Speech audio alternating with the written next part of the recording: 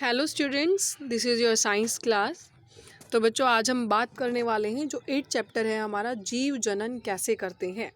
Okay, तो 8 chapter को बच्चों हम शुरू करने जा रहे हैं। जीव जनन कैसे करते हैं, यानी कि हमारे जो नए जीव हैं वो कैसे उत्पन्न होते हैं, वो हम इसमें वो सारी विधियाँ, वो सारे पॉइंट हम बच्चों पढ़ेंगे। तो अगर हम यहाँ बात करें सबसे पहले कि जनन क्या होता है, सिर्फ हम इसे अगर समझें, ये हमारे इंपॉर्टेंट पॉइंट्स यहाँ 3 दिए हुए हैं।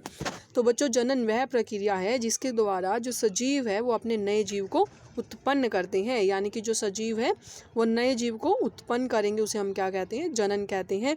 और ये पृथ्वी पर जीवन को निरंतर बनाए रखने के लिए, निरंतरता को बनाए रखने के लिए बहुत आवश्यक है। आगे है बच्चों, कोशिका के केंद्रक में, ये कोशिका है, इसके बीच में केंद्रक जो पाया जाता है उसमें गुणसूत्रों के डीएनए, जिसकी फुल फॉर्म होती है डीऑक्सीराइबोन्यूक्लिक अम्ल।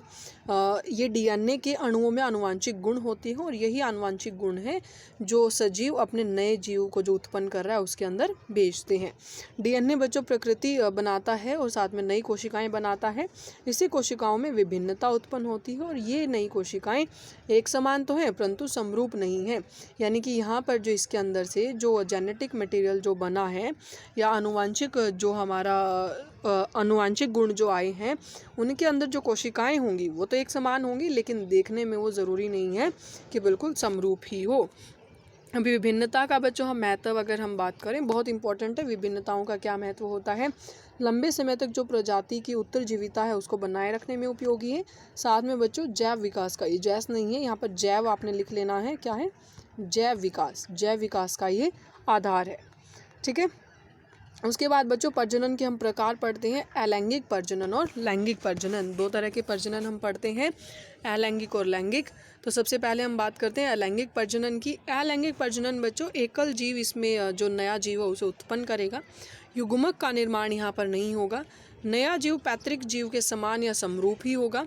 स्तत गुणन के लिए एक बहुत ही उपयोगी माध्यम है और निम्न वर्ग के जीवों में ही अधिकतर पाया जाता है। निम्न वर्ग यानी कि जो हमारे मान लो जीवाणु, विषाणु है या कुछ पौधे हमारे इसमें आते हैं, उनके अंदर लैंगिक प्रजनन पाया जाता है। लैंगिक प्रजनन में बच्चों 2 एकल जीव जिसमें एक नर और एक मादा होगा, ये नया जीव उत्पन्न करेंगे। नर युग्मक और मादा युग्मक हमारे यहाँ पर बनेंगे और जो नया जीव है बच्चों वो आनुवांशिक रूप से पैतृक जीवों के समान होता है, लेकिन देखने में यानी कि बिल्कुल समरूप नहीं होगा।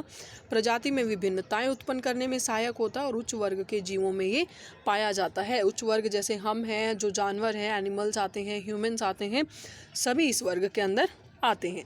उसके बाद है बच्चों, अब हम बात करेंगे अलैंगिक प्रजनन की विधियाँ। अलैंगिक प्रजनन की भी बच्चों हमारी अलग अलग विधियाँ हैं, जिसमें सबसे पहले हम बात करेंगे विखंडन। विखंडन मतलब कि टूटना। इस प्रक्रम में बच्चों हम 2 भाग यहाँ पर पढ़ेंगे, एक द्विखंडन और एक बहुखंडन। विखंडन में क्या होगा, इस प्रक्रम में एक कोशिका 2 या 2 से अधिक कोशिकाओं में विभाजित होती है, जिसे हम विखंडन कहेंगे। अब 2 भाग हैं, एक द्विखंडन, द्वि यानी कि 2 भाग, यानी कि 2 कोशिकाओं में विभाजित हो रहा है, जैसे अमीबा है। यहाँ आप देखें ये अमीबा है बच्चों। सबसे पहले क्या हुआ, इसका जो केंद्रक है उसने विभाजित होना शुरू किया, केंद्रक हमारा 2 भाग में विभाजित हुआ और पूरी जो कोशिका है हमारी 2 भाग में विभाजित हो गई है, टूट गई है। द्विखंडन यानी कि 2 भागों में कोशिका का टूटना द्विखंडन कहलाएगा। और बहुखंडन यानी कि जो जीव बहुत सारी कोशिकाओं में विभाजित हो जाए, इसका उदाहरण है प्लाज्मोडियम। इस तरह से प्लाज्मोडियम के अंदर ऐसे बहुत सारे जो यहाँ पर कोशिकाएं हैं मौजूद होंगी और ये 2 की बजाय, ऐसे 2 की बजाय बहुत सारी कोशिकाओं में ये विभाजित होकर के हर एक कोशिका नए जीव को उत्पन्न करती है। प्लाज्मोडियम बच्चों हमारे एक ऐसा पैरासाइट होता है जो मलेरिया फैलाता है, मलेरिया के लिए जिम्मेदार होता है। ठीक है, तो बच्चों हर एक का आपने उदाहरण और उनकी जो डेफिनेशन है बहुत इंपॉर्टेंट है, ये उदाहरण बहुत ज़्यादा इंपॉर्टेंट है, साथ में इनको नोट करते चलना है, राइट भी कर लेना साथ साथ और लर्न भी करना है आपने समझते हुए। उसके बाद आता है बच्चों हमारा खंडन। इस प्रजनन विधि में बच्चों जो सरल संरचना वाले बहुकोशिकीय जीव हैं वो विकसित होकर छोटे छोटे टुकड़ों में खंडित हो जाते हैं और ये टुकड़े वृद्धि करके नए जीव में विकसित होंगे। जैसे स्पाइरोगायरा में, जैसे मान लो ये हमारा एक कंप्लीट हम कह सकते हैं बहुकोशिकीय जीव है जो विकसित होगा और 2 छोटे छोटे टुकड़ों में जैसे टूट गया है और हर एक टुकड़ा इसका खंडित होकर नए जीव को, ये पूरे एक नए जीव को विकसित करने में इतनी इसके अंदर कैपेबिलिटी होती है, इतनी योग्यता इसमें होती है। ठीक है। तो इसका हमारा जो उदाहरण है वो क्या रहेगा, स्पाइरोगाइरा रहेगा। उसके बाद आता है पुनरुद्भवन, जिसे हम पुनर्जनन भी कहते हैं, यानी कि पुनर्जनन, देखो पुनर मतलब कि दोबारा, जनन मतलब कि जनन करना, दोबारा से बनना। तो पुनर्जनन में क्या होगा बच्चों, इस प्रक्रम में किसी कारणवश जब भी कोई जीव टुकड़ों में टूट जाएगा तो हर एक टुकड़ा है वो नए जीव में विकसित हो जाता है। जैसे अगर आप यहाँ डायग्राम से समझें, यहाँ पर प्लेनेरिया और हाइड्रा, जैसे प्लेनेरिया है किसी कारण से अगर ये टुकड़ों में से टूट गया है, ये 3 भाग में टूट गया है, तो जो इसका हर एक भाग है, जैसे ये भाग है, तो यहाँ पर ये खुद को दोबारा से पूरा का पूरा बनाने में क्या है, सक्षम होता है। ठीक है, इसके अंदर इतनी अक्षमता होती है कि खुद को पूरे भाग में दोबारा से बना ले। ऐसे ही हाइड्रा में दिखाया गया है, यहाँ पर 3 भाग और तीनों पूरे भाग में खुद को विकसित कर लेते हैं। तो बच्चों इसके एग्जाम्पल आपने ध्यान रखने हैं, हाइड्रा और प्लेनेरिया हमने यहाँ पर पढ़ा। और हाइड्रा बच्चों हमारा मुकुलन का भी उदाहरण होता है, तो कंफ्यूज मत होना। अब हम बात करेंगे मुकुलन की। इस प्रक्रम में बच्चों जीव के शरीर पर एक उभार सा उत्पन्न होता है, एक उभार उत्पन्न होता है जिसे हम मुकुल कहेंगे।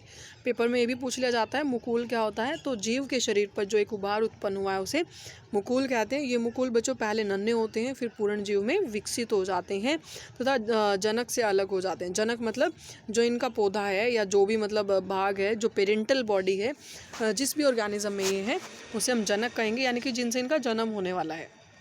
यहाँ पर आप देख सकते हैं हाइड्रा है, यीस्ट या खमीर जिसे हम बोलते हैं, वो हमारे मुकुलन के उदाहरण हैं। जो यहाँ पर ये मुकुल हमारा बना, उसके बाद इसकी धीरे धीरे क्या है, विकसित होना इसने शुरू किया, और ये जब पूर्णतः विकसित हो जाएगा तो यहाँ से टूटकर ये ज़मीन पर यहाँ से दोबारा से जर्मिनेट यानी कि बनना शुरू कर देगा। तो इसे हम क्या कहेंगे, मुकुलन बच्चों हम इसे कहेंगे। तो आज के लिए बच्चों आपने इतना पढ़ लेना है। कल हम बीजाणु समासंग के बारे में और साथ में जो कायिक प्रवर्धन है इनके बारे में हम पढ़ेंगे। ठीक है, तो यहाँ तक अगर कोई भी डाउट आता है तो आप पूछ लेना। बीजाणु समासंग तो चलो आज ही हम साथ में डिस्कस कर लेते हैं। बीजाणु समासंग क्या होता है बच्चों, कुछ जीवों के तंतुओं के जो सिरे हैं उनके ऊपर बीजाणु धानी बनती हैं। जैसे ये तंतुओं के सिरे हैं, ये स्पोर्स भी जिनको हम कहते हैं, ये छोटे छोटे यहाँ पर आप देख रहे हैं ना, इनको हम क्या बोलते हैं, बीजाणु धानी बोलते हैं। और इन बीजाणु धानियों में बच्चों बीजाणु बनते हैं, इंग्लिश में जिसे स्पोर्स कहा जाता है, बीजाणु बनते हैं। ये बीजाणु बच्चों गोल संरचनाएं होती हैं जो एक मोटी भित्ति से जिनकी रक्षा जिनकी होती है, या एक मोटी भित्ति में हम कह सकते हैं ये मौजूद होते हैं। अनुकूल परिस्थिति मिलने पर बीजाणु वृद्धि करने लगते हैं। जैसे मान लो ये बीजाणु यहाँ पर हैं, हवा के थ्रू, पानी के थ्रू ये ऐसे ही पहुँच जाते हैं एक जगह से दूसरी जगह, और जैसे ही इन्हें यहाँ पर अनुकूल परिस्थितियाँ मिलेंगी तो ये दोबारा से पूरे पौधे के अंदर विकसित खुद को कर लेते हैं। तो इसे बच्चों हम कहेंगे बीजाणु समासन। तो ये 5 विधियाँ बच्चों आज हमने पढ़ी हैं। कल हम कायिक प्रवर्धन, उत्तक संवर्धन इनके बारे में पढ़ेंगे। काफ़ी इंपॉर्टेंट टॉपिक है ये भी। तो आज के लिए बच्चों इतना ही। यहाँ तक कोई भी डाउट है तो आप बता देना, कल के टॉपिक के साथ ही हम उसे साथ में डिस्कस कर लेंगे।